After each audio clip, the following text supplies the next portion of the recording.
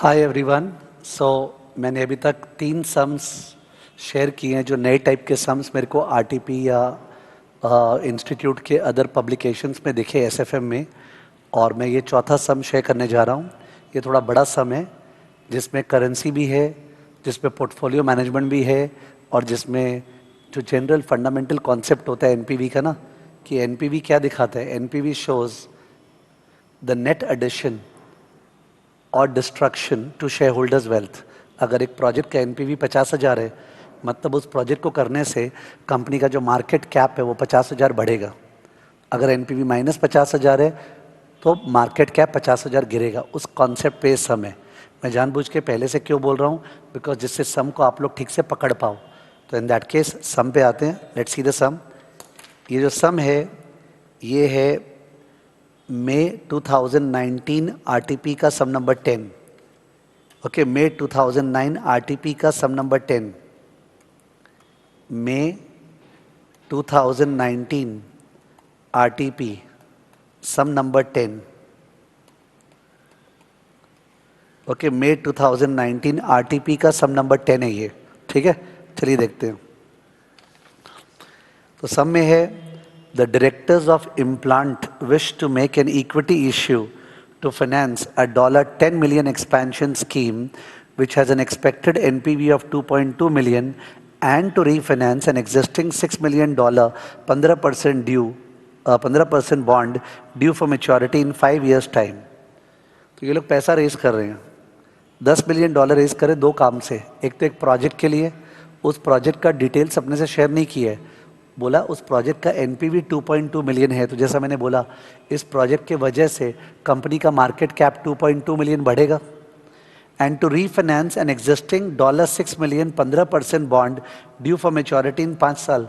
जो callable bond होता था ना, अपने बॉन्ड चैप्टर में NPV of callable bond refunding decision करते थे, पर एकदम ट्रेडिशनल टॉपिक है, ओल्ड न्यू दोनों सिलेबस का। तो उसमें बोल रहा है कोई बॉन्ड है अपने पास 15% बॉन्ड। एक बार बैलेंस शीट देखें इसका, शायद बैलेंस शीट का एक्सट्रैक्ट दिया है। तो ये रहा बॉन्ड ना, 15% टर्म बॉन्ड आपको दिखा ये बैलेंस शीट दिया है इन थाउजेंड्स।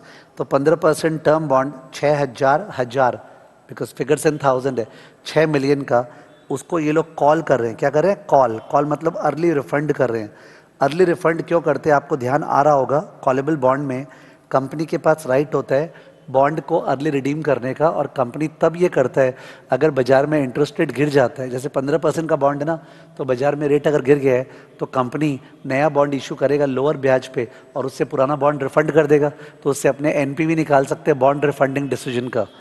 सम में बोला है for early redemption of these bonds there is a 3,50,000 penalty charge. Okay, penalty charge लगेगा। The company has also obtained approval to suspend these preemptive rights and make a $15 million placement of shares which will be at a price of $0.5 per share. Okay, preemptive rights तो rights issue वाला हुआ ना।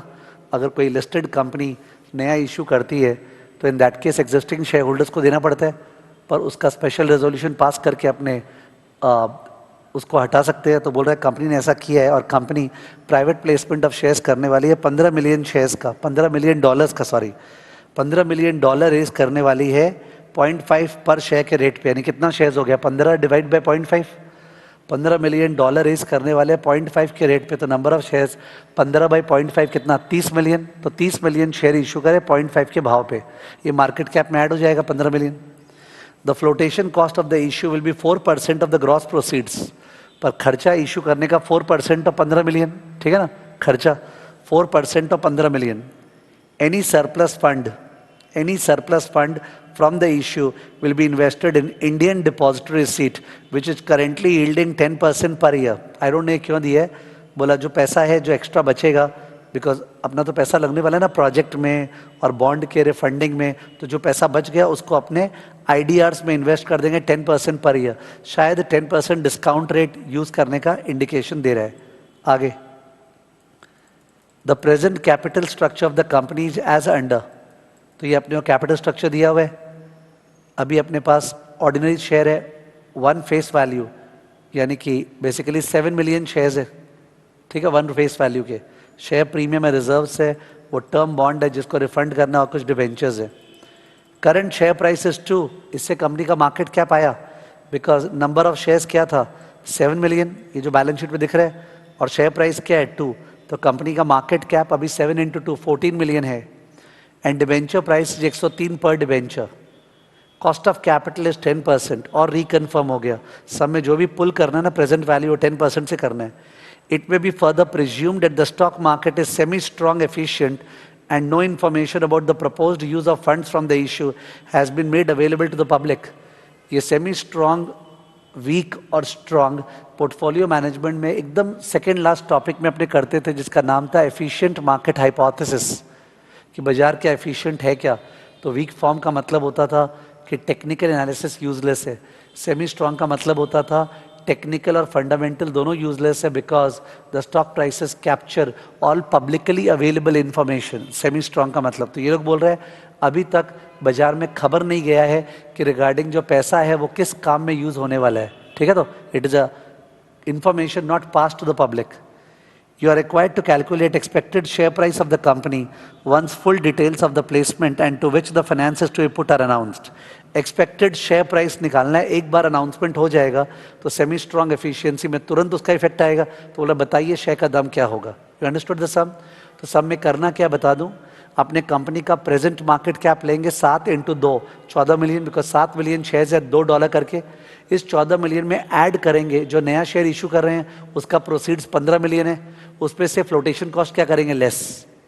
उसके बाद दो काम में पैसे को लगा रहे हैं। नंबर 1 एक प्रोजेक्ट कर रहे हैं जिसका एनपीवी 2.2 मिलियन है तो ऐड होगा, और नंबर 2 बॉन्ड रिफंड कर रहे हैं उसका एनपीवी निकालना है। तो मेन कैलकुलेशन क्या है सब में, बॉन्ड रिफंडिंग का एनपीवी, ठीक है। मैं वहीं पे जा रहा हूं। तो अकॉर्डिंगली पहले वर्किंग नोट बन रहा है अपना, वर्किंग नोट, और वर्किंग नोट में है NPV of bond refunding, NPV of bond refunding, okay. तो इसमें एनपीवी ऑफ बॉन्ड रिफंडिंग का तो बड़ा सा सम कॉलेबल बॉन्ड का आता है, जो कि आ भी सकता है, उसमें तो टैक्सेशन का झमेला होता है वगैरह। ये तो सिंपल सम है बिकॉज टैक्स का झमेला नहीं है। तो क्या एनपीवी है, क्या एनपीवी क्या होता है, बेनिफिट माइनस कॉस्ट। तो अपने बॉन्ड को रिफंड करे, 6 मिलियन का बॉन्ड था, 15% ब्याज, तो 6 मिलियन जा रहा है। उसके अलावा 3.5 लाख पेनल्टी चार्ज था वो भी जा रहा है, तो 6 मिलियन जा रहा है, मैंने 60 लाख जा रहा है, 3.5 लाख जा रहा है, 63,50,000 जा रहा है। फायदा क्या होगा, आने वाले 5 सालों में ब्याज नहीं देना है और लास्ट में रिडीम नहीं करना है। तो फायदा क्या है, जो अपने को देना पड़ता 5 सालों में उसका प्रेजेंट वैल्यू फायदा है, वो प्रेजेंट वैल्यू 10% से होगा, बिकॉज 10% रेट है, तो प्रेजेंट वैल्यू क्या होगा, बहुत ज़्यादा आएगा। Let's do it. तो एनपीवी हो गया present value of coupon and redemption equal to 15% of 60 lakh, मैं लैक्स में कर रहा हूं कैलकुलेशन, ठीक है ना। 15% of 60 lakh into PVAF 10% comma 5 plus 60 lakh जो नहीं लौटाना पड़ेगा इंटू PVIF 10% कॉमा 5, ठीक है। आप लोग कैलकुलेट कर सकते हैं अगर आपके पास कैलकुलेटर है। मैं भी कैलकुलेट कर रहा हूँ, नॉर्मली क्लास में करता नहीं हूँ, बट यहाँ पे I am just recording this in an empty room, that is why. तो एन्युटी फैक्टर निकाल रहा हूँ, 1 divide by 1.1 equal to equal to equal to equal to equal to 5 बार, तो आया 0.6209, ओके। अलग से कैलकुलेशन दिखा रहा हूँ, 0.6209 एन्युटी फैक्टर आया। ओ सॉरी, वो तो डिस्काउंटिंग फैक्टर है, 6209 डिस्काउंटिंग फैक्टर, वो भी काम आएगा 60 इंटू 0.6209। और जो एन्युटी फैक्टर है उसके लिए जीटी, उसके लिए जीटी तो ये 3.7908, ओके 3.7908, ये अपना एन्युटी फैक्टर 3.7908, ओके। और अपना कूपन क्या था, कूपन था अपना 15% ऑफ 60, तो 60 का 15% क्या हो गया 9, 60 का 15% 9, तो 9 into this plus 60 into this, ये कर रहे हैं तो 9 इंटू 3.7908, ये आ रहा है अपना 34.12, 34.12 तो कूपन बचा, और उसके अलावा करना है अपने को 60 इंटू 6209, 6209, ये आया 37.25, 37.25 बचा, तो 37.25 प्लस 34.12 इक्वल टू 71.37, ये अपना बेनिफिट है as a result of refunding. एक कूपन और रिडेम्पशन करना नहीं पड़ेगा। 71.37 मैं वो वहाँ लिख रहा हूँ, 71.37 लैक्स का फ़ायदा हो गया, ओके। और घाटा क्या हुआ? Less refund amount. आज जो अमाउंट रिफंड करना पड़ा, तो रिफंड करना पड़ा 60 लाख, बिकॉज कुछ बोला नहीं है कितना रिफंड करना है। और लेस पेनल्टी चार्ज, कुछ पेनल्टी है बोल रहे हैं अर्ली रिफंड का, penalty charge 3.5 lakh penalty charge है, तो 3.5 लाख भी लेस हो रहा है, ठीक है ना। ये और ये लेस हो रहा है उसमें से, तो अकॉर्डिंगली अपना 71.3 में से 37 में से 60 लेस हो रहा है, 11.37 और 3.5 लेस हो रहा है, तो 11.37 माइनस 3.5 इक्वल टू 7.87, तो 7.87 लैक्स जो है वो अपना यहाँ पे एनपीवी आ गया। बॉन्ड रिफंडिंग का एनपीवी 7.87 लैक्स। अब अपने मेन सम में जा सकते हैं, मेन सम में जा रहे हैं, ठीक है। ये निकल गया अपना एनपीवी और बॉन्ड रिफंडिंग डिसीजन, बहुत सिंपल था। जो मेन सम आता है बॉन्ड रिफंडिंग का वो तो कॉम्प्लिकेटेड होता है, उसमें टैक्सेशन का बहुत सारे इश्यूज होते हैं, ये सिंपल था। अब अपने को मेन सम करना है, तो expected share price after announcement, expected share price after announcement, announcement, okay. Expected share price after announcement ये निकालना है। इसको निकालने के लिए अपने चालू कहाँ से किए? Current market cap, current market cap, तो करंट मार्केट कैप है 70 लाख शेयर्स है, लैक्स में कर रहा हूँ, इंटू 2, तो 140 लाख रुपया मार्केट कैप, ठीक है। उसके बाद add proceeds, proceeds from new issue, new issue, तो प्रोसीड्स जो है वो है 96% ऑफ 150 लाख। आपको ध्यान हो, मैं दिखा देता हूँ, अपने 15 मिलियन रेस कर रहे हैं, ये लिखा हुआ था,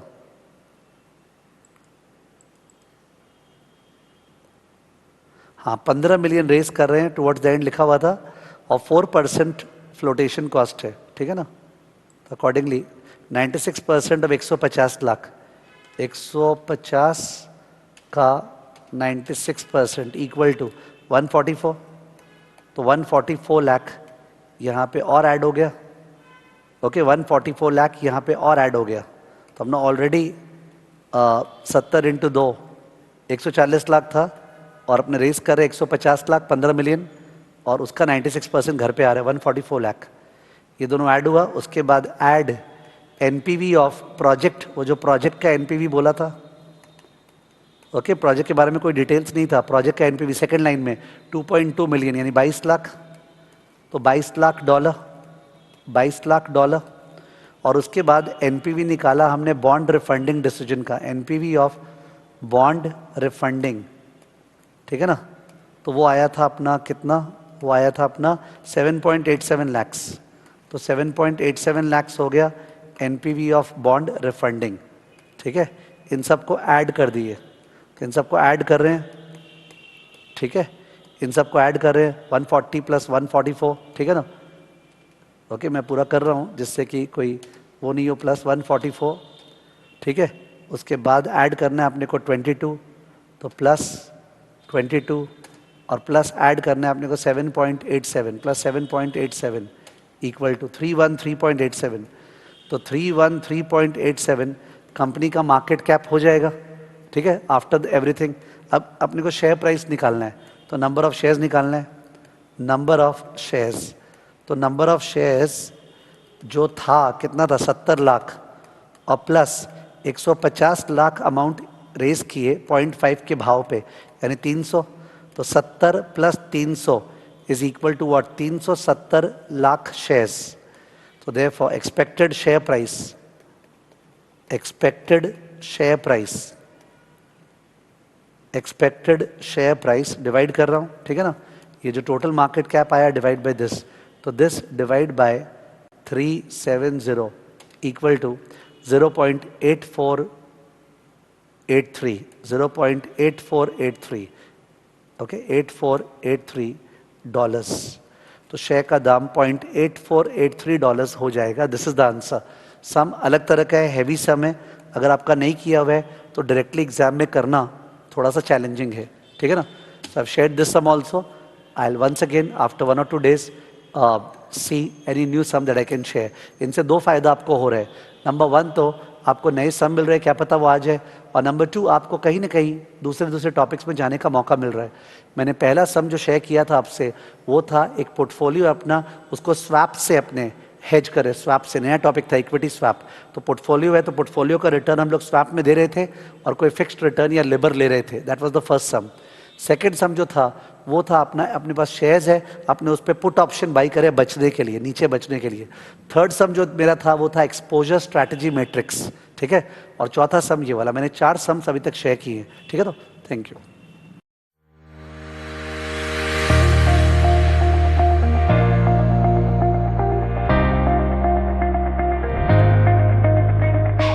And encouragement are those vital nutrients. They're like the water, that nutrition that nourishes the plant of success.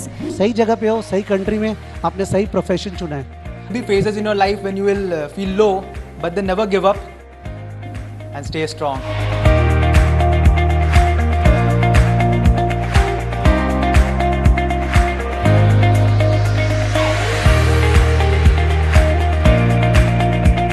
There's no shortcut to success. Seriously, there is no shortcut. एकदम चिल मार के पढ़ो, normal, seriously.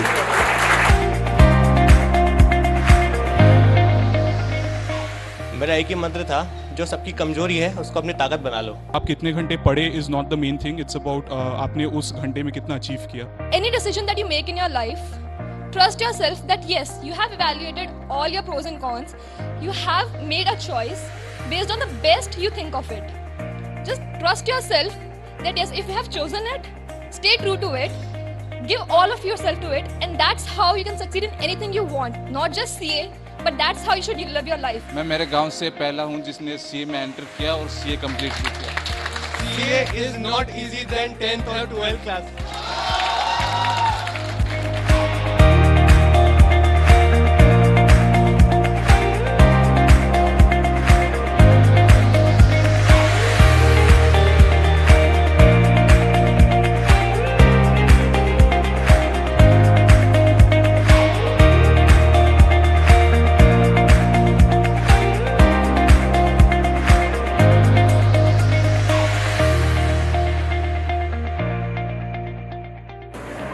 Sandhya Saran Educational Institute की much awaited felicitation ceremony for the top rank holders of the country बस खत्म हो चुकी है, और अब हम एक एक करके हमारे स्टूडेंट से बात कर रहे हैं किस तरह उन्होंने इंस्पिरेशन ली है हमारे टॉप रैंक होल्डर से। बहुत ही प्रोडक्टिव था, कंस्ट्रक्टिव था, and after speaking to the rank holders we have learned new strategies to prepare for our intern and for our CA course. एक चीज़ ये सीखी कि कभी मार्क्स के पीछे मत भागो, यही एम है कि अच्छे से पास होना, जितना अच्छा हो सके, आगे सब अपने आप होगा। Sanjay sir's method is like one of the best methods. It's a really frank method, and the way he teaches is a very informal one. So students kindly get to know the concept really well. And all the rank holders said that the notes are really well, and just study the notes and you'll clear the exams really well. That's it. Today I learned that आप जो deserve करते हो उसके लिए prepare करो, marks के बारे में मत सोचो, मार्क्स तो झप मार के आएंगे। इनसे मिलके पता चला कि मतलब पढ़ाई कैसे आगे करना है, मोटिवेशन भी मिला कि वो टेलर के बेटे होकर के जब रैंक 1 ला सकते हैं तो हम भी ला सकते हैं। मतलब